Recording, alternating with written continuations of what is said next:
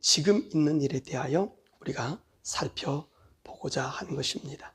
지금 있는 일이란 이 편지를 보내는 7교회에 대한 예수님의 칭찬, 그리고 책망, 그리고 주님이 약속하신 말씀, 그 언약이 있는 말씀인 것입니다. 오늘은 첫 번째로 에베소 교회와 서버나 교회에 대한 말씀으로 함께 은혜를 나누고자 합니다.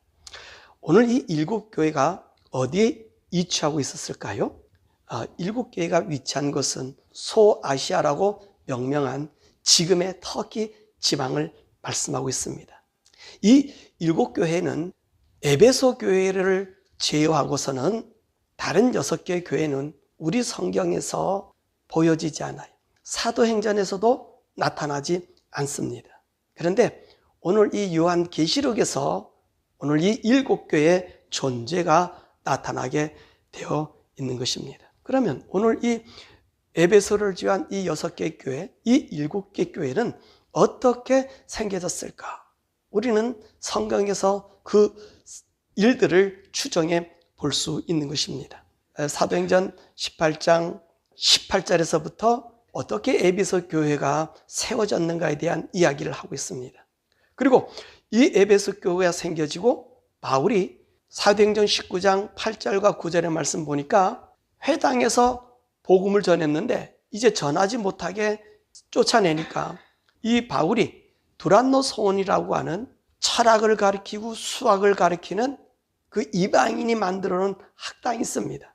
그 학당에서 날마다 성경을 강론하게 되었습니다. 2해 동안 바울이 매일매일 하나님의 말씀을 가르쳤습니다. 그랬더니 아시아에 사는 유대인이나 헬라인들이 다 주의 말씀을 듣다라고 말씀했습니다. 아마도 이때 이 에베소에서 바울이 2년 동안 두란노 소원에서 복음을 전할 때에 이 유대인들과 헬라인들, 이들이 이 복음에 감동이 되어서 인근 6개 지역에 이 교회들이 생기지 않았나 그렇게 추정해 봅니다. 왜냐하면 이 7교회 그 위치를 보면 거의 비슷한 지역으로 이렇게 널려져 있는 것을 우리가 보게 되는 것입니다. 그리고 이 7교회는 유럽이 아니라 아시아에 속한 교회들이에요. 유럽 지역이 아니라 터키 지방이니까 이 터키 지역은 아주 이 교통의 요충지이기도 하잖아요. 왜냐하면 저 아시리아, 저 밑에는 애굽, 이쪽에서 올라오는 통로로 이제 유럽으로 건너가는 그 징검다리 역할을 하는 지역이 바로 터키 지역인 거예요. 그래서 여기를 소아시아라 그러는데, 근데 이 7교회에 처한 지역에 있는 사람들이 이 로마, 이 유럽에 대한 동경심이 아주 두드러졌었습니다. 그래서 이들은요, 유럽에 있는 그런 사람들에게 자기들을 잘 보이게 하려고 서로 경계하고 질투하고, 그리고 이 지역에서 유럽의 제국으로부터 오는 주도권을 잡으려고 꽤 많이 노력했던 흔적이 있는 곳이 바로 여기 소아시아 이 지역의 사람들인 것입니다. 더욱이 요한계시록을 쓴 이 시기는 도미티안 황제가 교회를 핍박하던 그 시기였습니다. 우리 기독교의 2차 박해는 바로 로마와 지금 소아시아 지역이에요. 지금 7교회가 처해 있는 이 지역에 집중적으로 핍박을 받게 된 지역입니다. 사실 이 7교회는 앞으로 우리 전 세계의 교회의 모형이라고 할 수 있는 것입니다. 왜냐하면 이 7개 지역은요, 함께 묻혀 있었을 뿐만 아니라 각각 다른 경쟁심으로 이 새로운 세력들에게 자기들이 관심을 가지려고 했기 때문에 이곳에 사는 성도들이 이 세상을 살아가면 앞으로 수많은 시대를 살아가는 성도들이 당하는 모습과 일맥상통할 수 있게 되기 때문에 그렇습니다. 그리고 이 7개 교회가 온 세상 교회를 대표할 수 있을 정도의 그들의 신앙의 위치를 갖고 있었기 때문에 그런 것입니다. 그러므로 우리 주님께서 이 7교회의 편지함으로 말미암아 이 7교회의 양상이 앞으로에는 수많은 이후에 우리 주님 오실 때까지의 모든 교회의 모습이 망라되기 때문에 여기에 경고함으로 이후의 사람들이 내가 과연 어떤 신앙의 모습인가를 알 수 있는 일이기 때문에 오늘 주님께서 이 7교회 편지하라고 한 것입니다. 첫 번째는 에베소 교회입니다. 2장 1절에서 7절의 말씀이죠. 이 에베소, 지금의 지명으로는 셀축이라고 하는 그런 지명을 갖고 있습니다. 우리는 이 에베소에 대해서 많이 배웠습니다. 우리가 에베소 강의할 때도 이 말씀을 배웠고요. 또 요한 복음을 우리가 강의할 때도 이 에베소에 대해서 우리가 배웠습니다. 자, 에베소에 다시 한번 우리가 정리해 보면, 에베소는 주전 560년경에 헬라의 철학자 헤라클리투스가 태어난 곳으로 헬라 철학의 근원지라고도 볼 수 있는 것입니다. 그리고 또 이 에베소는요, 아시아의 모성신인 아데미 여신을 섬기는 그런 지역으로 유명한 것이었어요. 그래서 매년마다 이 아데미 여신에 대한 축제가 세계적인 사람들의 참가 속에서 열리는 것입니다. 이 에베소는요, 여성들의 상당한 자부심을 느끼는 것이, 그로 말미암아 이 여성들의 장신구가 아주 발달한 유명한 도시로서 애굽의 클레오파트라 여왕이 이곳에 와서 장신구를 살 정도로 유명한 곳입니다. 그리고 이 에베소는요, 바울이 사도행전 18장 18절에서 19장 41절에 보면 바울이 세운 교회고요. 아까도 말씀드렸지만 드란노 소원에서 2년간 복음을 전했어. 이 소아시아에 있는 지역의 모든 사람들이 이 복음을 듣고 정말로 그들이 감동됐고요. 더욱이 에베소에 있는 사람들이 자기들의 마술의 책들을 다 불태워버리는 아시아 복음의 전초 기지라고 해도 과언이 아닌 그런 이 교회가 에베소 교회인 것입니다. 그래서 이 에베소 교회에서요, 성경이 5권이 쓰여집니다. 고린도 전서가 바울에서 쓰여지고요, 요한복음과 요한 1, 2, 3서가 바로 이 에베소에서 쓰게 된 것이지요. 이 에베소 교회는 어떤 교회인가? 어떤 모습으로 우리 주님이 나타나셨는가? 1절에 보니까 오른손에 7뼈를 붙잡고 7 금촛대 사이로 거니시는 모습으로 오늘 에베소 교회에 나타나셨습니다. 그럼 왜 예수님께서 이 모습으로 에베소 교회에 나타나셨을까요? 우리가 서론에서 말했듯이 이 교회 중심으로 그 인근 지역 6개 교회가 이제 탄생하게 된 거예요. 그러므로 우리 예수님은 이 교회 사자들과 교회들을 붙잡고 계심을 이제 보여주고 있는 것입니다. 왜냐하면 이 에베소 교인들은 상당한 자부심이 있었습니다. 왜냐하면 자기들을 통해서 교회의 모든 조직과 복음의 체계를 갖췄다고 생각했기 때문에 그런 것입니다. 그런데 우리 주님은 에베소 교회에 무엇으로 나타나셨습니까? 너네들이 아니라 내가 이 6개 교회의 중심으로 자리 잡고 있다.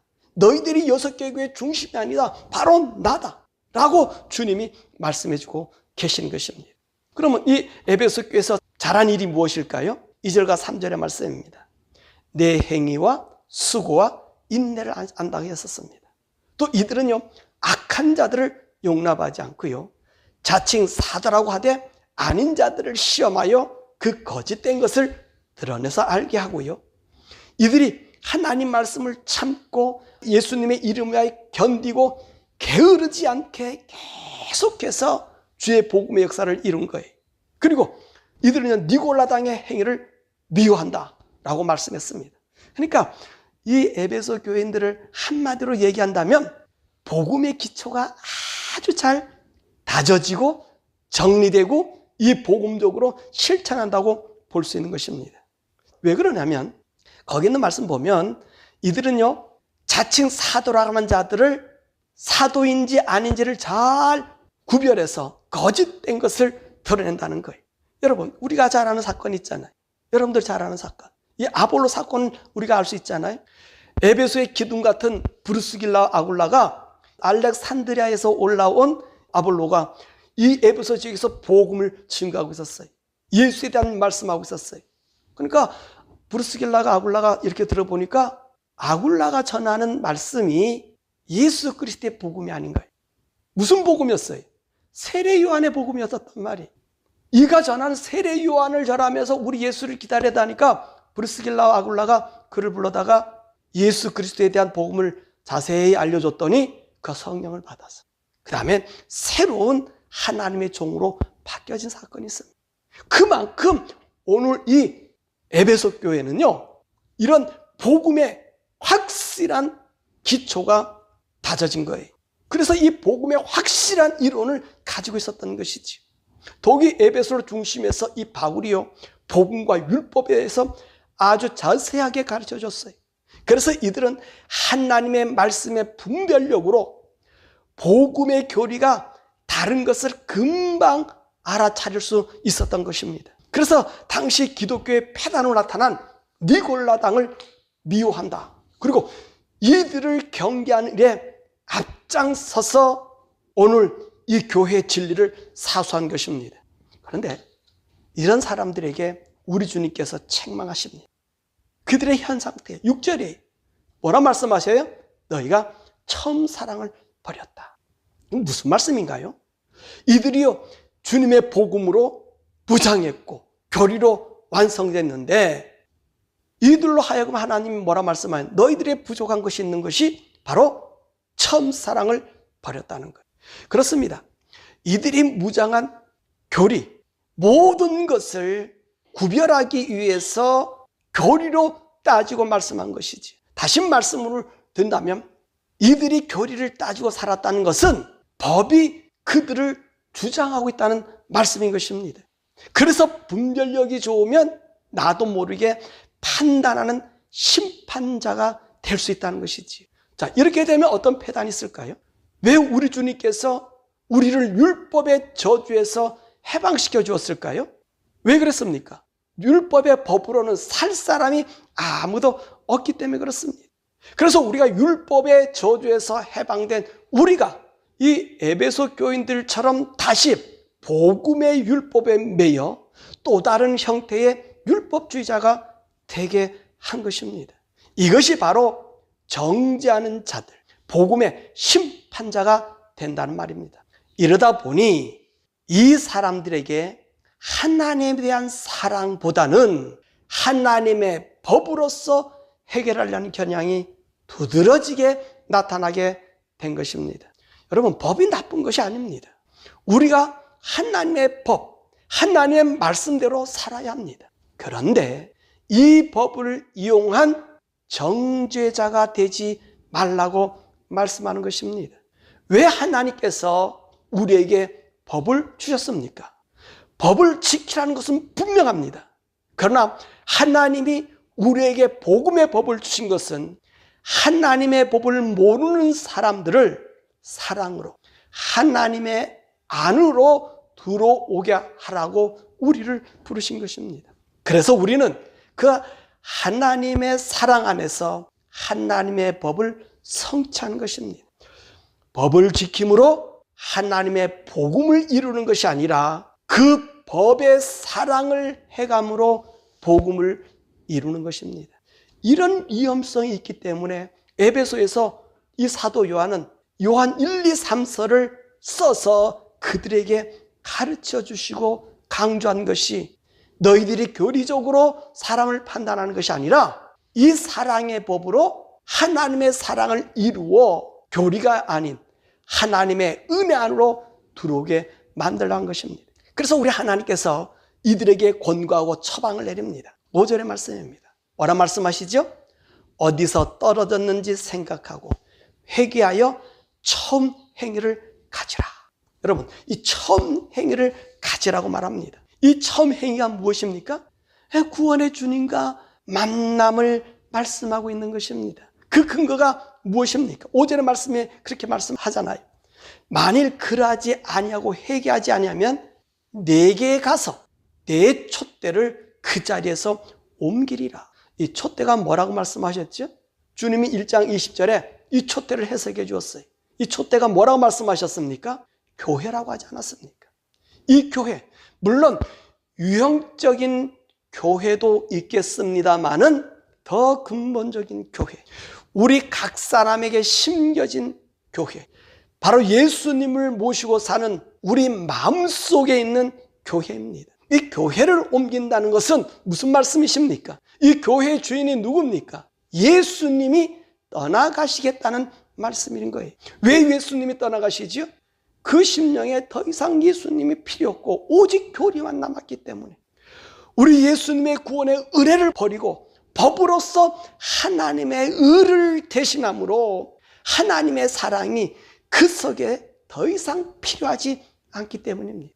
그러므로 우리 성도가 이 세상을 믿음으로 사는 것은 모두가 예수님의 구원의 은혜, 하나님의 사랑으로 이 세상을 살아가는 것이 바로 우리의 온전한 믿음인 것이란 사실입니다. 그래서 바울은 로마서 8장에 뭐라고 고백하고 있습니까? 우리를 누가 그리스도의 사랑에서 끊을 수 있으랴? 이 세상이냐? 또 저 세상이냐? 이 세상의 어떤 피조물도 우리를 어디서 끊을 수 없어요? 그리스도의 사랑에서 끊을 수 없다. 그러니까 교리로 뭉쳐진 것이 아니라 우리가 살아가는 삶은 하나님의 사랑이 우리로 나타나게 된다는, 하나님의 사랑으로 우리가 하나님의 자녀가 되었기 때문에 그래서 우리가 천국 갈 자격을 얻은 것입니다. 그래서 우리 주님 뭐라 말씀하십니까? 만약 너가 이 하나님의 구원의 은혜, 무한한 하나님의 사랑이 너의 삶을 이끌어가지 못하고 그렇게 좋은 분별력으로 살아가다가는 너가 또 다른 어디에 빠진다? 율법주의에 또 빠지게 된다고 말씀하신 것입니다. 그러므로 우리가 이 복음의 삶은 하나님의 구원의 감동 속으로 살아가는 구원의 감동의 삶입니다. 은혜의 감동의 삶인 거예요. 그래서 법이 아니라 하나님 믿는 믿음, 예수 그리스도의 구원의 삶이 우리 성도를 이끌어 가야 되는 것입니다. 자, 이럴 때 하나님 어떤 약속을 우리에게 주고 있습니까? 7절입니다. 하나님 낙원에 있는 생명나무의 열매를 먹게 하신다. 그게 무슨 말이에요? 생명나무의 열매를 먹게 하신다는 얘기는 우리의 구원을 회복시켜 주신다는 말씀입니다. 그렇습니다. 우리가 천국 갈 수 있는 유일한 길은 하나님의 은혜의 사랑을 간직하는 것입니다. 이 하나님의 사랑 없이는 우리가 영원한 생명에 들어갈 수 없음을 말씀하고 계시는 것입니다. 아무리 에베소 교회가 복음의 진리를 분별하는 기준을 가지고 있다 해도, 예수님의 이름으로 참고 견딘다 해도, 그리고 주의 복음을 가르친 데 게으르지 않고 열심을 내어도 우리에게서 가장 중요한 것은 바로 하나님의 사랑, 즉 예수님의 구원의 은혜 위에 서서 우리의 삶을 살아가야 함을 말씀하고 계신 것입니다. 두 번째 서머나 교회입니다. 8절에서 11절의 말씀입니다. 이 서머나는요, 지금의 지명으로는 이즈미르라고 하는 지명을 쓰고 있습니다. 에게 전 영역에서 가장 번창한 상업의 중심지고요, 교통의 중심지로서 소아시아의 중부와 헤르무스 강 유역을 관통하는 도로의 이 마지막 기착점에 있었습니다. 또 이 서머나 교회는요, 신전 건축이라든지 약학이라든지 과학 등으로 상업이 융성한 도시였습니다.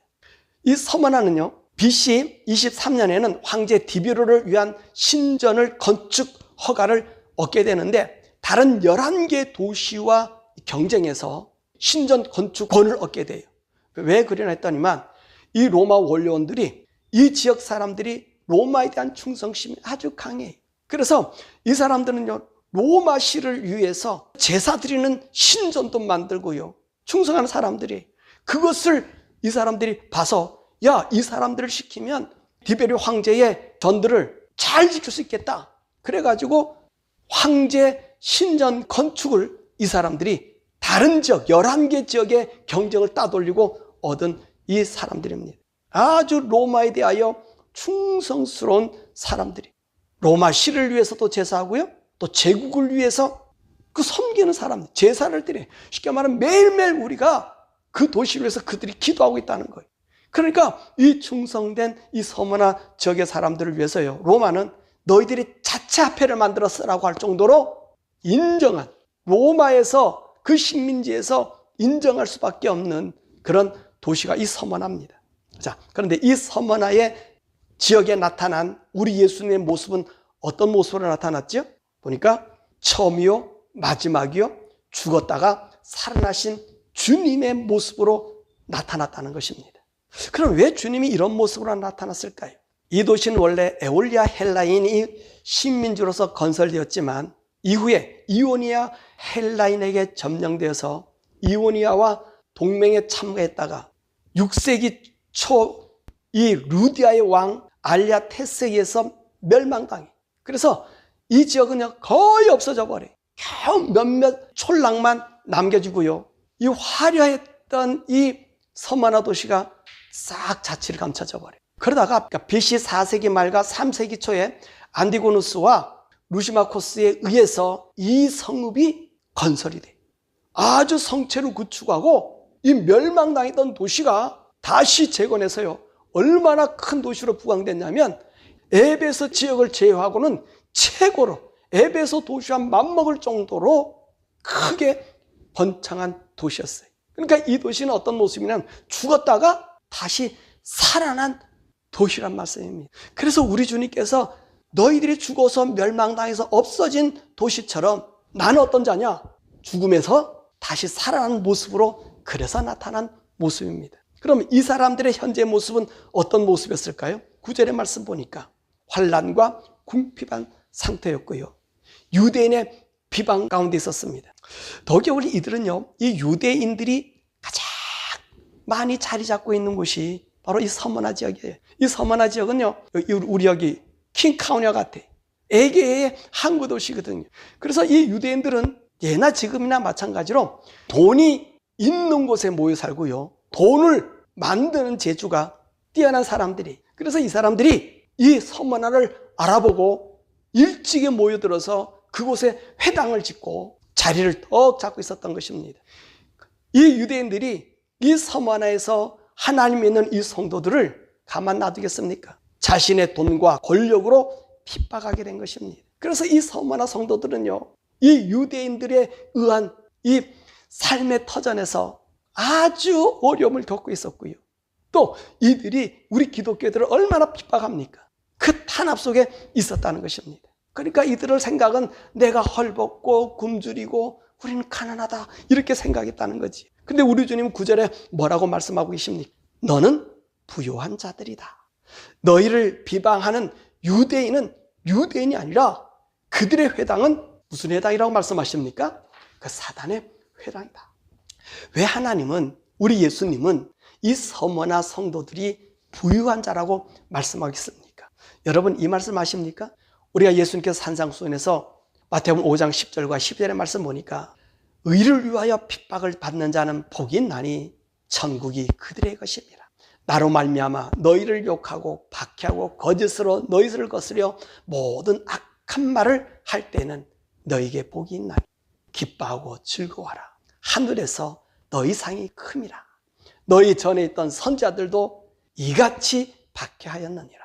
그리고 마태복음 19장 29절에 또 내 이름을 위하여 집이나 형제나 자매나 부모나 자식이나 전토를 벌인 자마다 여러 배 받고 또 영생을 상속받으리라. 이게 무슨 말씀이에요? 너희들이 보기는 세상에서 가난해 보이지만 너희들은 부유한 자라고 말씀하고 있는 거예요. 왜? 너희들은 어떤 사람이에요? 하늘나라에서 감당하지 못하는 사람이란 말씀입니다. 이 교회는요, 이 서머나 교회는 정말 그런 교회였던가 봐요. 다른 교회는 책망이 있는데 이 교회는 책망이 없어요. 이 교회와 빌라델피아 교회는 책망이 없어요. 오히려 하나님의 위로가 있고 하나님의 언약이 있는 그곳입니다. 그러니까 우리 주님 말씀하시기를 너희들은 가난한 자가 아니라 너희들은 부유한 자다. 내가 너희들과 함께 있음을 말씀하고 계신 것입니다. 또한 우리 주님께서 말씀하시기를 유대인들의 회당은 하나님의 회당이 아닌 사단의 회당이라고 말하고 있습니다. 왜 이들 보고 사단의 회당이라고 이야기하고 있습니까? 이 사람들은, 이 유대인들은요, 구약의 율법도 지키지 못하면서 자신들의 돈과 권력으로 예수님을 믿는 성도들을 핍박함으로 하나님을 핍박하는 곳이기 때문에 그렇다는 말씀입니다. 우리는 바울을 통해서 이 말씀을 간접적으로 합니다. 사도행전 26장 14절의 말씀 보니까 자기가 다메섹에서 예수님을 만났을 때에 그 예수님의 하신 말씀을 그가 고백하고 있습니다. 정오의 햇빛보다 더 밝은 빛이 자기를 둘러서서 자기가 땅에 엎드려졌다는 거예요. 그때 하늘에서 소리하기를 히브리 말로 말씀하셨다잖아요. 사울아 사울아 내가 어찌하여 나를 박해하느냐. 가시체를 뒷발질하기가 내게 고생이라. 이게 무슨 말이에요? 이들은요, 이 성도들 바울처럼 이 예수 믿는 사람들을 핍박하는 것을 사명으로 띠고 나타났다는 거예요. 그러니까 오늘 예수 믿는 사람을 핍박하는 것은 바로 누가 하는 짓이라고요? 하나님의 뜻이 아니라 사단이 그 일을 행한다는 것입니다. 아마 오늘 본문의 말씀 보니까 이 유대인의 회당이 이 서머나 지역에서 굉장한 영향력을 발휘한 것 같아요. 그래서 이들을 사단의 회당이라고 말씀할 정도로 그만큼 이 서머나 지역에서는요, 우리 성도들이 핍박을 당하고 있었던 거예요. 이 유대인들을 통해서. 그런 이 서머나 교회에 우리 주님 뭐라고 건면해주고 있어요. 10절에 장차받을 고난을 두려워 말고 마귀가 너희 중 몇 사람을 오게 던져 시험을 받게 할 것이며 10일 동안 환난을 받을 것이다. 여러분, 이게 참 우리 주님이 위로해주고 이렇게 권면해주는 말씀이요, 뭐 그렇게 좋은 얘기 아니에요.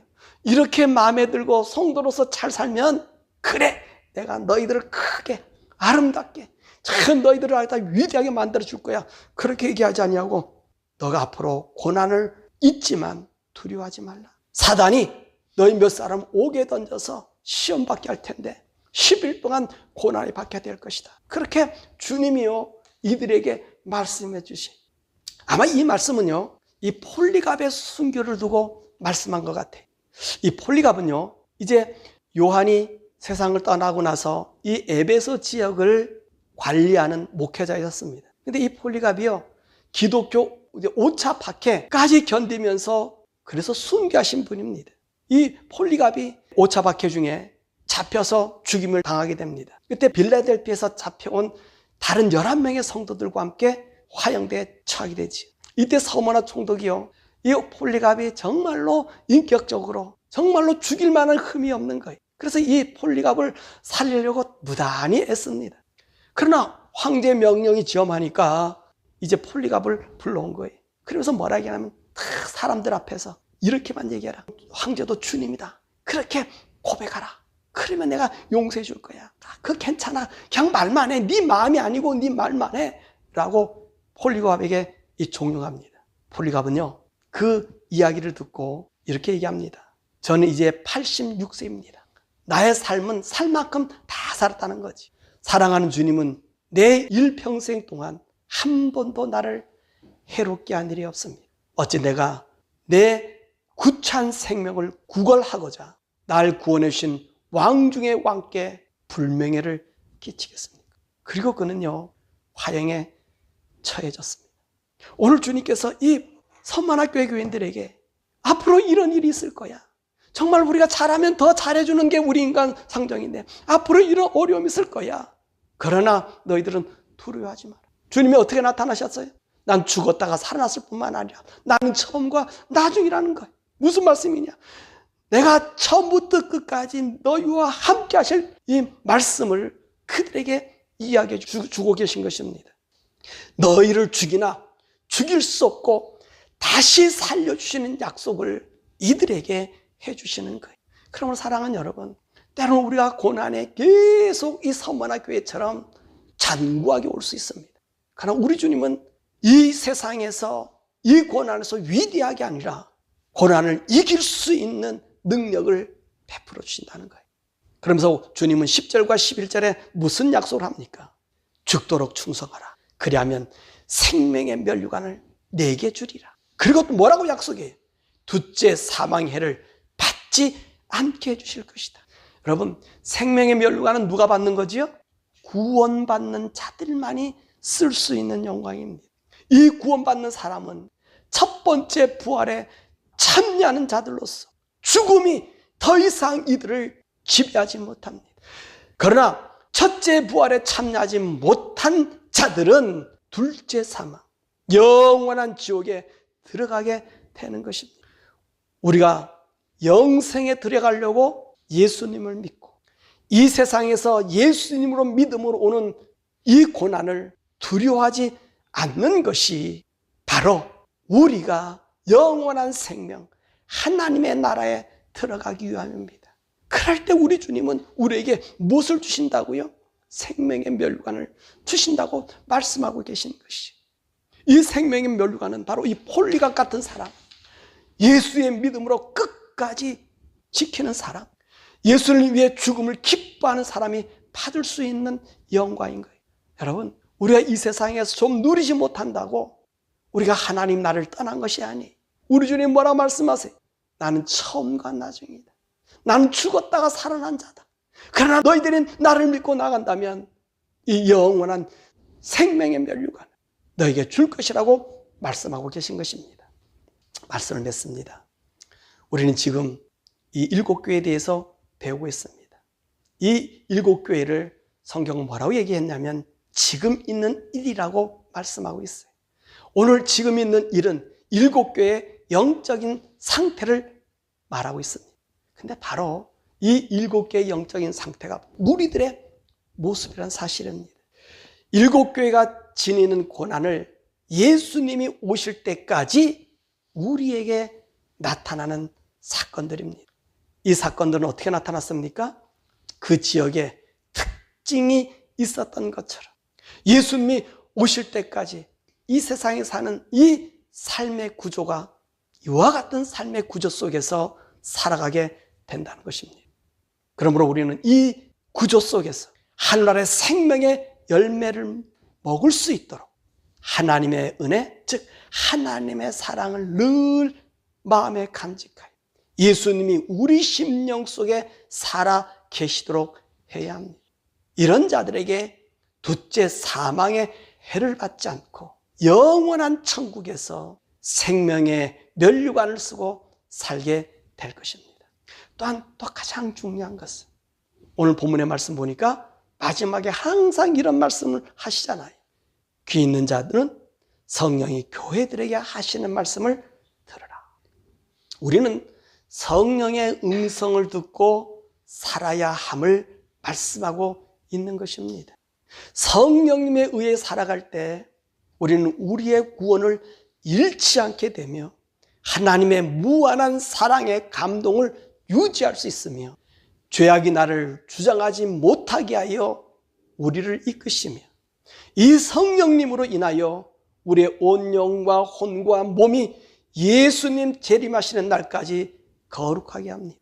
자, 오늘 에베소 교회 교리가 왕성했고 복음이 정말로 확실히 자리 잡은 그들이 하나 잊어버린 것이 있다면 처음 사랑을 잊어버렸다는 거예요. 우리 처음 사랑도 회복시켜 주시는 분이 누구시지요? 이 성령님이신 거예요.